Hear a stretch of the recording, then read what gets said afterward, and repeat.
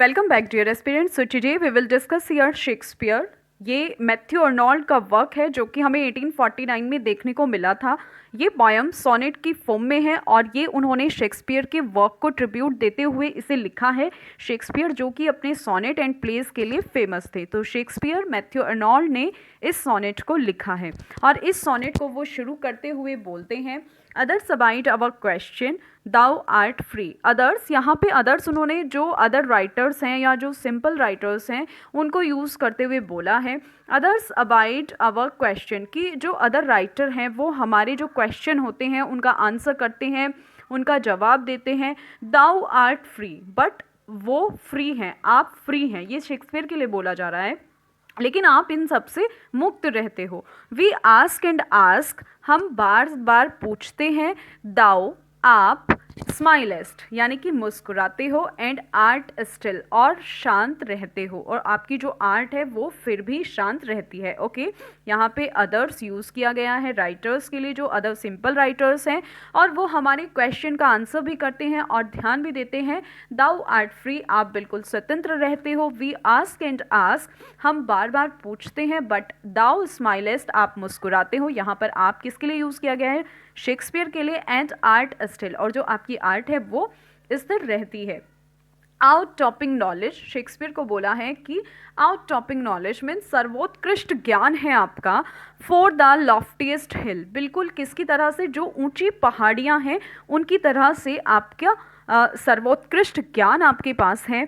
Who to the stars uncrowns his majesty, who to the stars, कौन है, ऐसा कौन है जो सितारों के सामने अनक्राउन कर सकता है उनकी महिमा को, हिज मैजेस्टी, या उनका जो परचम है, कौन है ऐसा जो उनको वहाँ पर बता सकता है, मीन्स उनकी महिमा का राज कौन खोल सकता है। तो यहाँ पर जो मैथ्यू अर्नोल्ड हैं वो शेक्सपियर के बारे में ऐसा कह रहे हैं कि जो अदर राइटर्स हैं वो अपना जो क्वेश्चन होते हैं उनका आंसर भी करते हैं, और लेकिन आप बिल्कुल फ्री रहते हो। बार बार क्वेश्चन पूछने पर भी आप सिर्फ मुस्कुराते हो। आपकी जो आर्ट है वो स्थिर रहती है, शांत रहती है। आपके पास आउट टॉपिंग नॉलेज है, सर्वोत्कृष्ट ज्ञान है, ठीक है, और आप बिल्कुल उस ऊंची पहाड़ी की तरह से हो। आपके राज कौन खोल सकता है? Let's move on next stanza.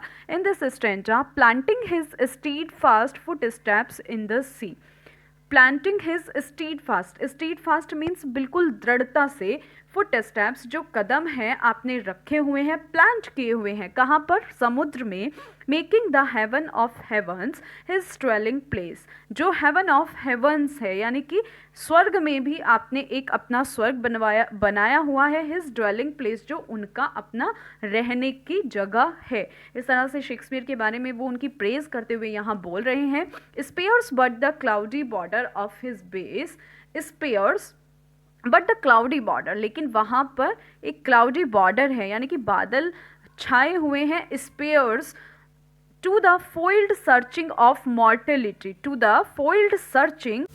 So means यहाँ पर कह रहे हैं मैथ्यू अर्नोल्ड कि जो क्लाउडी बॉर्डर है, हम उनके सिर्फ उस बॉर्डर तक ही पहुँच पाते हैं, हम शेक्सपियर तक नहीं पहुँच पाते। To the foiled searching of mortality, जो उनकी मॉर्टेलिटी है, शेक्सपियर की जो मॉर्टेलिटी है, हम सिर्फ उसके बेस तक ही पहुँच पाते हैं। हम जैसे जो सिंपल कॉमन मैन है वो उसके बॉर्डर को ही छू पाते हैं, उनको बिल्कुल अंदर तक हम नहीं जान पाते। तो ये मैथ्यू अर्नोल्ड उनकी प्रेज करते हुए बोल रहे हैं कि उन्होंने अपने जो दृढ़ फुट स्टेप्स हैं वो समुद्र में गड़ाए हुए हैं, और हेवन में भी एक हेवन अपने रहने की जगह उन्होंने बनाई हुई है। उनका जो व्यक्तित्व है, उनकी जो पर्सनैलिटी है, हम सिर्फ उसके बॉर्डर मात्र को छू सकते हैं, उन तक नहीं पहुंच सकते। उनकी जो मॉर्टेलिटी है, उनकी हम सिर्फ उसको खोज में ही रह जाते हैं, उनको पूरी तरह से पा नहीं पाते, मीन्स वहां पे हम असफल हो जाते हैं। Okay, let's move on next stanza.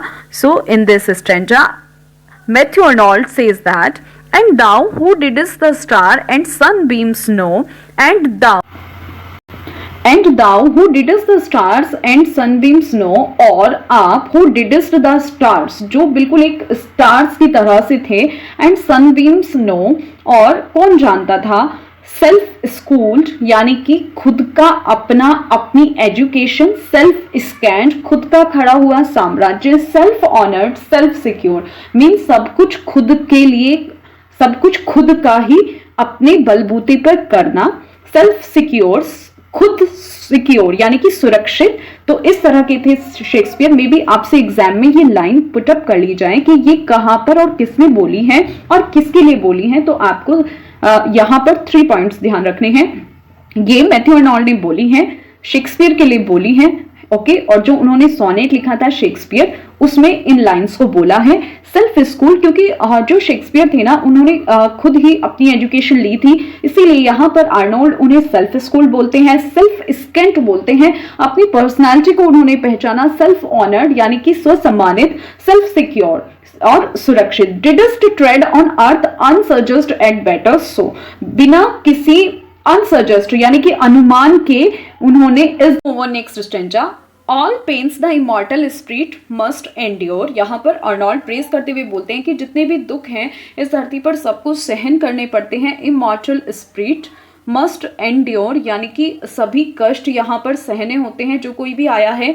All weakness which empire, सारी की सारी वीकनेस जो कमजोर करती हैं।